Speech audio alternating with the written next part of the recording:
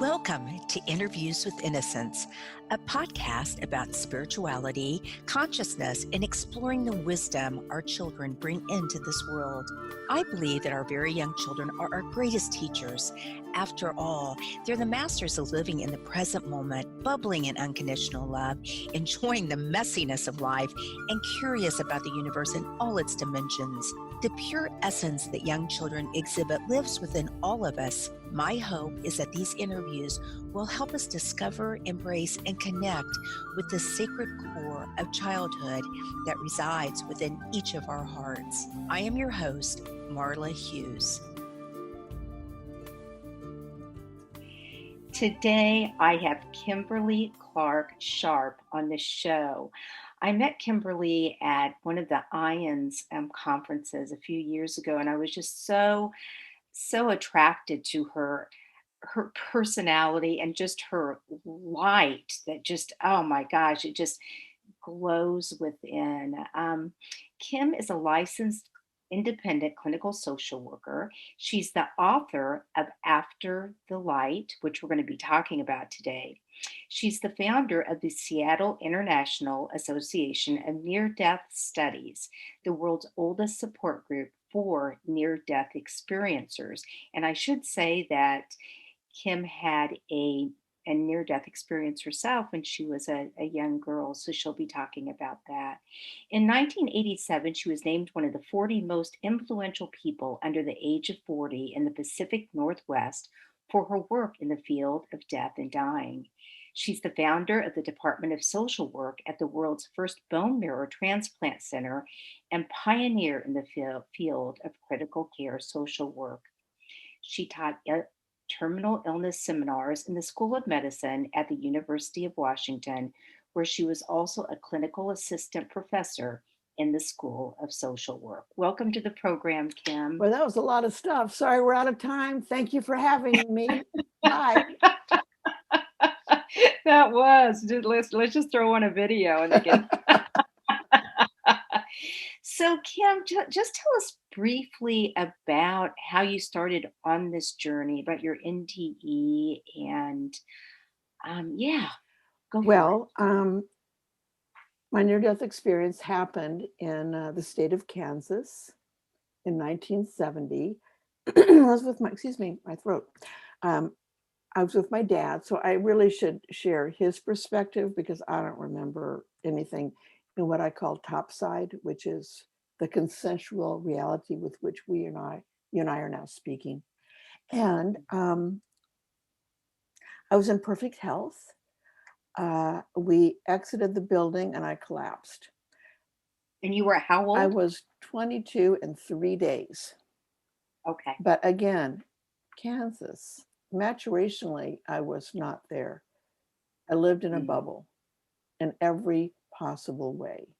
It was 1950, not 1970, where I lived at that time in my family, my whole reality. So I also hated change, which becomes relevant.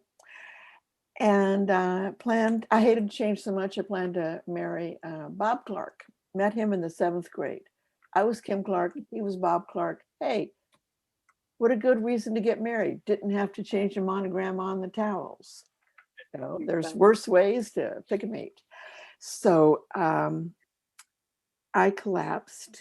Now, jumping ahead, I did pull my medical records in writing After the Light, and my admitting body temperature was 86, which is a nice pool temperature, but not it's cold for our bodies. And the words on my chart said, primary cause for collapse unknown, possibly cardiac, maybe a faint, but all respiratory problems were due to the snafu with the ventilator. And I read that and went, I'm a snafu? So here's how the snafu happened. I collapsed into and through my dad's arms. A uniformed nurse happened to be passing the building. She trotted over, determined I didn't have a pulse, wasn't breathing. It was just before 911. So a volunteer fire department was called from Shawnee Mission, where my body at the time was in repose. And then an ambulance was called from Kansas City, Missouri, because that was the closest trauma center. So the volunteer fire department arrived first. And they also determined I wasn't breathing and didn't have a pulse. They had a brand new portable ventilator. They removed it from packaging. They were looking at one end of the tube or another. My dad said they looked really confused. And, to be honest, they were probably farmers. I mean, these were volunteers. No one, my dad, not anyone, even remotely blamed them for messing things up. They were doing their Right. best, and God bless them. Um, but this ventilator, the portable ventilator, had two features. One, to extract items blocking the airway, which is why we tell our children, don't run with candy. And then another to, of course, push the air in. It was on backwards. So it sucked out whatever oxygen was in my body. And I would like to insert a joke here. Since I just said those words, I thought of a joke. I guess I had the life sucked out of me. I mean, I had usually I use a different word than something like that. But anywho, that's what happened. A man came from the back of now, I guess, fairly good sized crowd. I was street theater or something. And he pushed everyone aside, swearing a lot, and did what we now call citizen CPR. But he did mouth to mouth and chest compressions. And then, but nobody could get anything.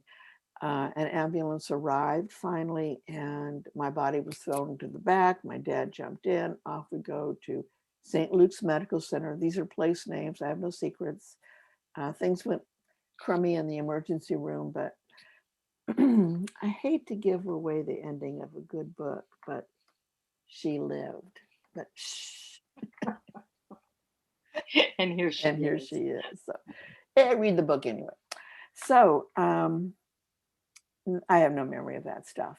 What I remember is hearing a woman's voice to my left saying, I'm not getting a pulse. I'm not getting a pulse. And I turned to her with a bit of annoyance, to be honest, and said, I thought out loud, of course you're getting a pulse. Otherwise, I wouldn't be speaking. This is kind of like elementary, my dear. She ignored me. She kept ignoring me. So I thought, well, heck, I'm out of here. And I found myself in a different environment. It was warm and cushy and foggy. Uh, I liked it. It was comfortable. I knew I wasn't alone, but I couldn't see who I was with because of the dang fog. Um, and I felt like I was waiting for something with the same degree of confidence that I would be at the gate of an airport, waiting to board. I mean, the plane is here. The other passengers have gotten off. They're about to call my section of the plane, usually the farthest back. And there you go. It was fine. And then whatever I was waiting for did show up, and it was in the form of a light, and it exploded under me. It blasted away everything that I might have seen, including the fog and who was in it, everything. And it spread out as if I had eyes. I mean, come to think of it, my eyeballs were in my body. So what am I doing seeing anything? Hmm. Hmm. Remind me to pursue that question. How do we see things when we're not in our bodies? That's a good question. But anyway, I could see just fine, thank you. And this light spread out in all directions. And at the same time, it was layering on itself, but endlessly. And somehow I just knew I was seeing eternity, and that it wasn't just time as we know it in a linear fashion. I knew that those layers were dimensions, and they were also endless. But I've never found the words to convey fully what I completely understood on the other side. Also, I've never found words to describe the light. It was love, it was personal, and yet universal. If I had been in body, I would have been blown to smithereens. It was that intense. Um, I would say God, but that's just three little letters in English that, it means nothing. You can say anything you want, but I did find words and I said, homie home. And Wow. yeah, and that's really how I felt, Marla. I was It was homey home. I learned later in sharing this with my parents that homey home is what I used to say when we were away from the house, but pulling into the neighborhood, and from the back of the car, seat, I could see, you know, neighborhood landmarks, and I'd go, homey home, homey home. Well, I Wow. was first born, so it was one of those gitchy goo moments. But I was probably what, 2? I have no memory of that. But yeah, that's what I said. And I just felt so loved. And I got to ask questions. The communication was perfect. But the best way I can describe it is that it was in a form of math and music. And I have since way learned, I mean, brain science has moved along quite a bit since 1970. As it turns out, that point in our brain that identifies math and music is on the same spot until we're about 10 years old. So now conventional wisdom is expose your children or grandchildren to music before age 10. It will help their math skills. So I have no skills, though, in math or music. I didn't get that exposure. I can't subtract, add, multiply, or divide. Can't play an instrument. And if people are singing, I'm asked to lip sync. It's that bad. And yet here I am in this perfect communication. It was wonderful. And I asked questions any fool would ask, the creator, like, well, why are we born? And it was basically, you begged to, and probably my sense is that we begged for a certain location, heritage, parents, Mhm. astrological sign, for all I know. I mean, this was a selection process for the development of our souls, which I way learned were eternal. And I asked about, suffering, something I'd never experienced, but I thought I'd ask. And basically, was told that that's the way back to God, that if we're given everything we want all the time, there would be no growth. Now, I still don't understand suffering at all, but it's not my game plan, I guess. I don't know. So then I heard the worst thing possible, and that's that I was going to go back. So I argued again, what any fool would do. It was yes, no, but guess who lost? And I wound up back, but off to my body. I had flunked the parallel parking part in that DMV, Right. and I looked at my physical body and I thought, oh my, I mean, here I just had this incredible sacred experience. And all I could think of was a joke. And I thought, I can't even park myself because it was about the same distance. And by the way, I still can't parallel park. So I have a lot of things I can't do. They're stacking up. See, math, music, spatial experiences. Um, and I thought, it didn't scare me, but I just thought, what the heck? And then I saw, Did you tell did you tell anybody about your experience when, when you I mean, afterwards, oh no, I yes, cried a yes. lot. I cried.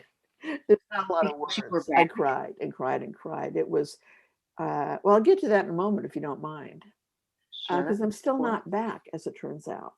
Um, Oh, great. the Good Samaritan, as my dad always described him, who bent over me and did CPR. Once I saw this man that I didn't recognize bend over me, and as soon as his mouth touched mine, then I, I came back into my body, but through him, and going through him, I knew everything about the guy. Now I'm married to a paramedic, and he doesn't like hearing this exactly, but that's the way it happened. And then, but then I was dark. It was dark and it was cold, and I was miserable. And that was probably when my body temperature was 86. It was clammy. Oh, Marla, it was horrible. So I felt like I was just running around in my body going, homie home, home, home. I want to go homie home. So God, for lack of a better word, showed up again. And on my right was like this portal or window thing that opened. And then it was beautiful. And I was just told that was my heaven. And it was like meadows of grass and off in the distance, small white fencing and some small trees or whatever. But it wasn't earthly. For one, the grass was not green. It was green. and the sky was not blue, it was blue. And I was aware of the consciousness of every single blade of grass. And there were like countless, millions, who knew? Everything was so alive, and I was happy.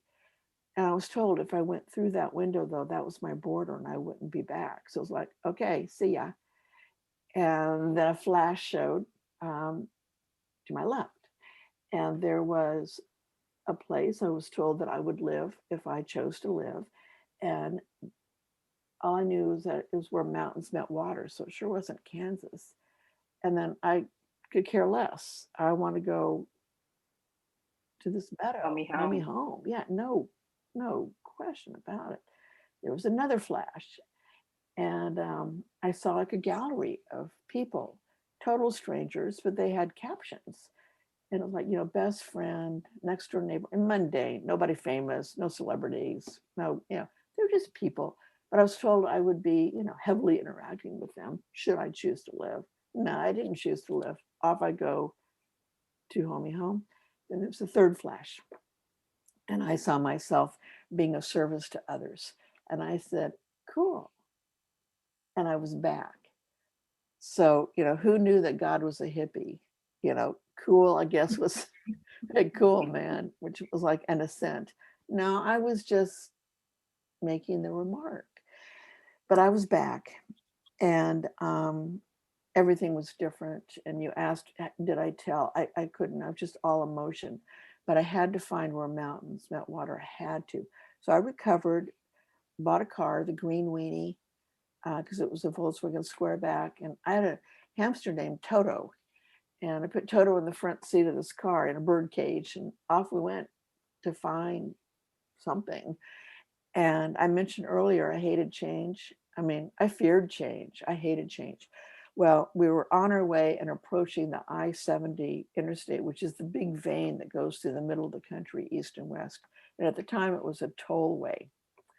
So I began to cry. I was terrified. And I cried and cried. And I out loud, I said, I hate change. I don't want change. I hate change. I don't want to do this. I hate change. Really blubbering. And approaching the toll booth, there's this big white sign with big black letters, and it said, change needed. I thought, oh, funny. Oh. And I found out God has a tremendous sense of humor. And then I said, oh, I don't suppose you can bring me a Kleenex, because it was that mucus kind of cry. And between Toto and me, I looked down. I'm sure my mother put this there, but I hadn't noticed it. There's a white box, black letters, and it said, Kimberly Clark Kleenex. Well, that was my name, Kimberly Clark. So like, guy grabbed 18,000 tissues and blew my nose and wiped my eyes. I went, oh, funny, funny. And then so I left Kansas. Outside of Hays, Kansas, had a tornado. Toto and I took refuge overnight. And we wound up ultimately in Seattle, which then is called the Emerald City. So, ta-da! I'm Dorothy. If Dorothy chose not to leave Oz. So that's my story, Marla. Wow, that is so. What would you say were the most profound things? I mean, I know all of it was, but that you came back with the knowledge. Whew. Definitely that we are all loved, even the stinkiest among us. And we are to love, even the stinkiest among. In fact, not only the stinkiest among us, but the harder it is to love somebody, the more we're measuring up. I Right. fail on that often. If someone just took my parking place and I had my blinker on, I don't love them at all. But so Right. I'm human, go figure. Yes, Of course, yes. being of service, helping others is that's the golden ticket. And did your friends and family members, did they notice a change in you? Yes, and still do. Right. It's all the way from crazy to hellbound, depending on which family member you talk to. But yeah, Yeah. there was, and Raymond Moody there was no coinage of the term near death Right. experiences. It was as if, to be honest, my life was a jigsaw puzzle and all the pieces fit. And someone came along and threw all the pieces in the air and they landed willy nilly. And it was my job to piece them together. And that took about 7 years. And can I share another story? Of course you Thank can. you. So I became a social worker, got my master's degree. I'm still not, I haven't processed the experience, haven't met anyone. So by now, with a master in social work, I could self diagnose. And I decided I was crazy because I was seeing what we call Uh, angels and I was seeing dead people like my patients. I mean, there's a whole nother broadcast, by the way. I was having visions right and left, and it was like having out of body experiences. It just felt nuts because I had no grounding. Then in April of 1977, one of my patients named Maria, Hispanic, mainly Spanish speaking, came to Seattle for the first time. By now, I'm working at Harborview Medical Center, which is the urban branch of the University of Washington School of Medicine and all medical facilities. She was admitted in the night. I worked days, got to work, was immediately called in to assist because she needed a translator and money and family contact and all that. So I had un poco Espanol and she had even less English, but and we got along. I knew how to call the translator. Um, One day I was in the chart room where also the monitors were, and somebody was flatlining. Trauma happened like that though at Harborview all the time. Speaking of trauma, then and now, I say that again about the Emerald City and also about Harborview. It serves a landmass of 1/4 of the United States. So we're talking about a lot of death and dying. I was well steeped in that whole end of life process, um, and wondering why I was so darn good at it. You know, I wasn't connecting my near death experience to my ability to be so effective with patients. And by effective, I mean calm, comforting, assuring. There was just something I had. It was a knack that I became really well known for. did you see experience when they had, you know, the hospice workers I've talked with? Um, we know there's deathbed visions and past relatives come to visit to prepare for the journey. And since your intuition and visions had opened up so much from your NDE, did you experience a lot of that too? Nope, none of that. These people dropped dead. Right, There was right, no going gently into that dark night. They were breathing and then they weren't breathing. right, Yeah, it right. just, it was intensive care and coronary care, no prep, Got it, got no it. prep. I will say though, and I'm getting off track of where I was headed, but I'm going to interrupt myself and tell you that once, and I told you I could see things, including what I don't know what else to call them, but angels, who knows? These things, they're invisibilities. I don't want to ascribe a certain religion or anything to any of my experiences. They're spiritual. But there was a fellow on the coronary care unit named Saul, who was a cardiologist himself, and the resident uh, on the floor at that time was his nephew. And Saul went into ventricular fibrillation, which is sudden death. Nephew came over with the paddles and was zapping and zapping and zapping poor Saul's body. And no one had the nerve to go up and say, "Stop, he's gone." And I was distracted by something over my shoulder. And oh, here goes my credibility, but here you go. I saw like a flying wedge of geese, like V shaped, for what all intents and purposes would be angels coming down from beyond. And it was as if my vision went through all the many floors of Harborview Medical Center. And I could see them coming down, and they were coming for Saul. And they reached his body, and I could see his spirit physically being lifted from his body and carried away. And I knew. And I went up to the resident. It was a social worker who did that and gently said, "He's gone. He's gone." So the resuscitation effort stopped. So that's something about what you're referring to, but that's so unusual. But anyway, Maria, this woman, she went into cardiac arrest. I watched her resuscitation. It was pretty easy. I left the area or the floor when she was breathing on her own, just unconscious. But then later in the day, I was called up to the coronary care unit because Maria was awake, very agitated, and her nurse thought that she would go back into cardiac arrest. So find the translator, find out what's wrong with her. Couldn't find the translator anywhere. So and I went, and yeah, I'll tell you in my terms, not hers, because we'd be here all day. But she said first she saw herself from the perspective of a corner of the ceiling looking down. And she could see who was in the room, told me she was correct. What machinery was being used, told me she was correct. But there was also a lot of paper being kicked under the bed.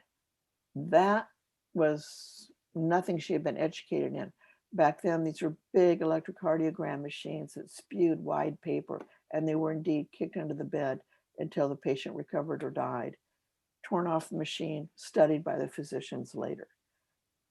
That was not part of her, no one's education. In case you die, I mean, no.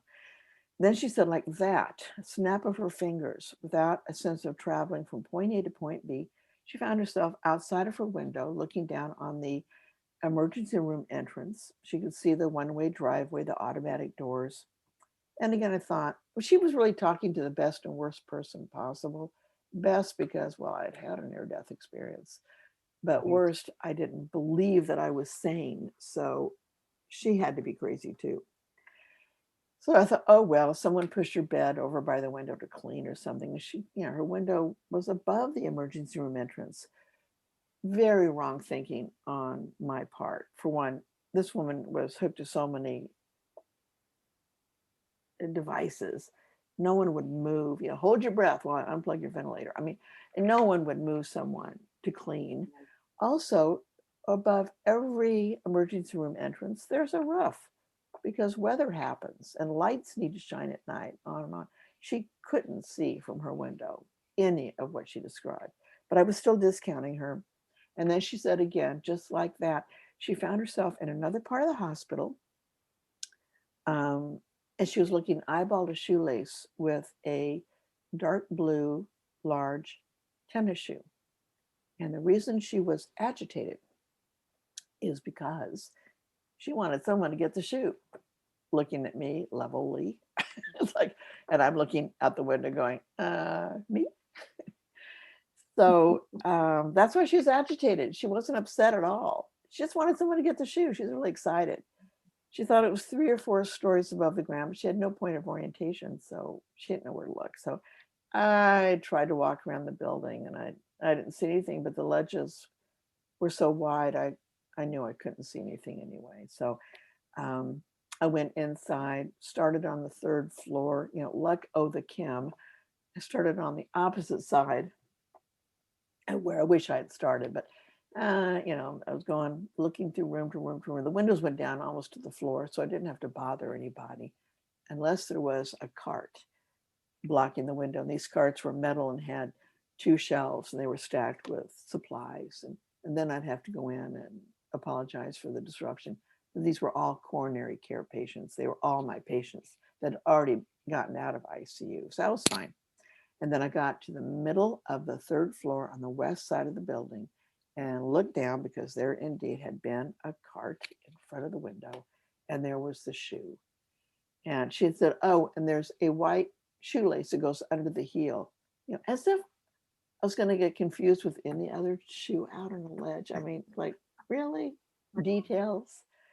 Now, one has to ask, what is a shoe doing on a ledge? I mean, what the heck? I have no idea how it happened, of course, but now that I'm sharing this story, listeners will start noticing how many shoes, single shoes there are on the side of the highway, on the side of the road, just there. How does someone lose a shoe? I don't get it.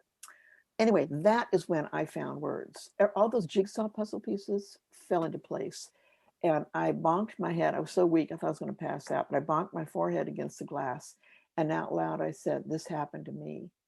And I remember the moment of where my breath moment just kind of fogged up the glass a bit. It was my watershed moment.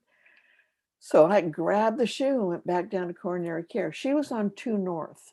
I found the shoe on 3 West. And because of the slope of the land, it was indeed 4 full stories above the ground.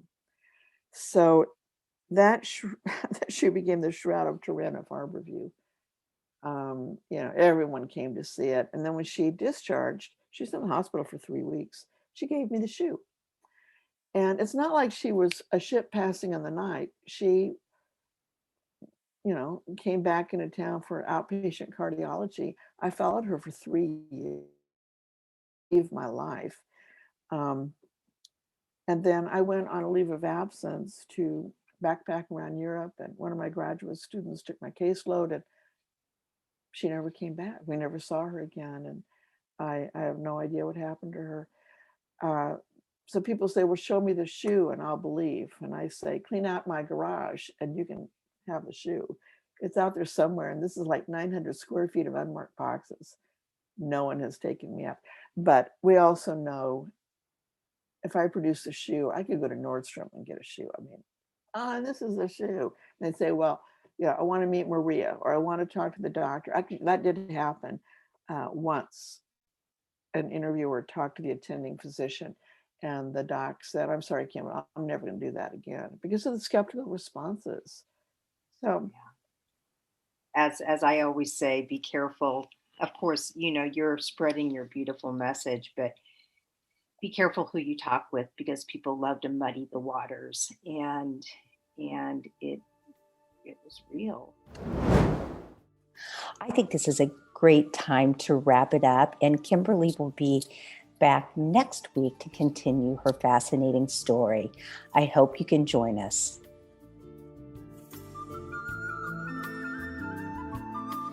Thank you so much for listening in today.